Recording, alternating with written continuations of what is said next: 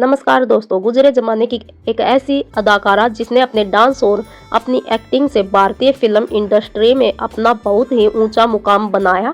लेकिन अफसोस, इन्हें कभी भी ए क्लास एक्ट्रेसेस में शुमार नहीं किया गया। कुमकुम, जिन्होंने अपने दौर के हर बड़े स्टार के साथ काम किया, लीड एक्टर्स बनी और साइड कैरेक्टर्स भी निभाए, फिर भी कभी इनके नाम की ज़्यादा चर्चा नहीं हुई। 22 अप्रैल 1934 को कुमकुम का जन्म बिहार के हुसैनाबाद में हुआ था। इनके माता पिता ने इनका नाम जैबुन्निसा रखा था। इनके पिता सैयद मंजूर हसन हुसैनाबाद के बड़े जमींदार थे और इन्हें नवाब की पदवी प्राप्त थी। इलाके में उनका बड़ा रुतबा था। बेतहाशा प्रॉपर्टी उनके पास थी, लेकिन देश को आज़ादी मिलने के बाद सरकार ने जमींदारी खत्म की तो उनकी सारी प्रॉपर्टी उनके हाथ से चली गई। प्रॉपर्टी गई तो सैयद मंजूर हसन अपनी पत्नी खुर्शीद बानो और अपने बच्चों को लेकर कलकत्ता चले गए। वो कलकत्ता तो आ गए, लेकिन यहाँ उनका जरा भी दिल नहीं लगा था। हालांकि यहाँ उन्होंने अपने पहले परिवार को छोड़कर दूसरी शादी कर ली और फिर एक दिन अपनी दूसरी पत्नी को साथ लेकर वो लिए पाकिस्तान चले गए। कुमकुम की मां खुर्शीद बानो अपने बच्चों को लेकर किसी तरह बनारस आ गई और यहीं पर अपने एक रिश्तेदार के पास रहने लगी और इस तरह बनारस में कुमकुम के फिल्म इंडस्ट्री में जाने की पटकथा तैयार होने लगी। दरअसल कुमकुम को छोटी सी उम्र से ही नाचने का बड़ा शौक था। फिल्में देखने में भी उन्हें बड़ा मजा आता था। बनारस में उनकी मां खुर्शीद बेगम की जान पहचान पंडित शंभू महाराज से हो गई, जो कि उस जमाने में शास्त्रीय नृत्य के एक बहुत बड़े टीचर हुआ करते थे। खुर्शीद बेगम ने कुमकुम को शंभू महाराज के पास नृत्य सीखने भेजना शुरू कर दिया, यह सोचकर कि एक दिन कुमकुम फिल्मों में काम करेगी। शंभू महाराज की एक बेटी थी जिनका नाम था निर्मला देवी। निर्मला देवी और कुमकुम की उम्र लगभग बराबर ही थी, इसलिए शंभू महाराज कुमकुम को भी अपनी बेटी ही मानते थे और चूंकि निर्मला देवी अभिनेता गोविंदा की मां थी, तो इस नाते से कुमकुम गोविंदा की मौसी लगती थी।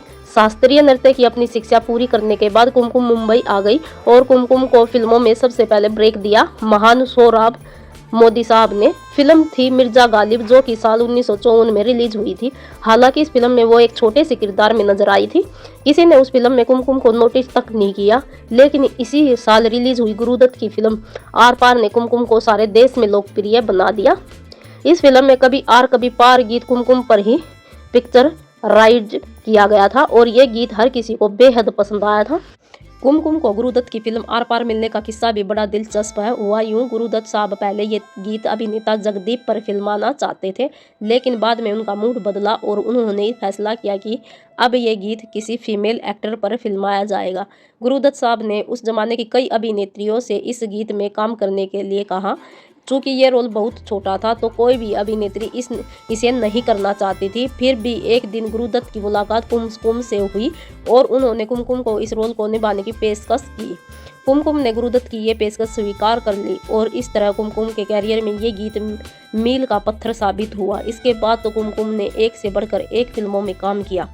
कई स्टार्स के साथ इनकी जोड़ी जमी। धर्मेंद्र के साथ इन्होंने रोमांस किया और जॉनी वॉकर के साथ इन्होंने कॉमेडी की। सीआईडी फिल्म का गीत ये है बॉम्बे मेरी जान में जॉनी वॉकर के साथ जो महिला दिखाई दी थी वो कुमकुम ही थी। कुमकुम एक निपुण कथक डांसर भी थी। उनकी कला के जौहर अक्सर उनकी फिल्मों में उन पर फिल्माए जाने वाले गानों में नजर आ ही जाते थे। महान किशोर कुमार साहब के साथ इनकी जोड़ी खूब जमी थी और इन्होंने किशोर साहब के साथ कई फिल्मों में काम भी किया था।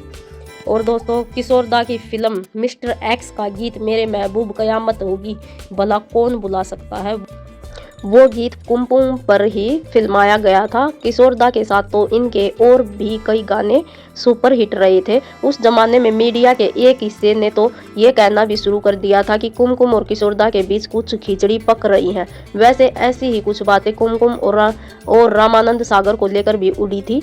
महबूब खान की मदर इंडिया में कुमकुम ने बड़ा खूबसूरत रोल किया था। कुमकुम की एक्टिंग से महबूब साहब इतने खुश हुए कि उन्होंने कुमकुम को अपनी फिल्म सन ऑफ इंडिया में भी एक बड़े अहम रोल में लिया। केवल हिंदी ही नहीं, कुमकुम ने कुछ भोजपुरी फिल्मों में भी काम किया। गंगा मैया तो है प्यार चढ़ाई वो इनकी सबसे बड़ी भोजपुरी फिल्म थी और यही फिल्म ही भोजपुरी भाषा की सबसे पहली फिल्म भी थी। साल 2006 में कुमकुम ही पहली भोजपुरी सिने मैगजीन का उद्घाटन किया था। उस वक्त ये काफ़ी चर्चाओं में भी आ गई थी।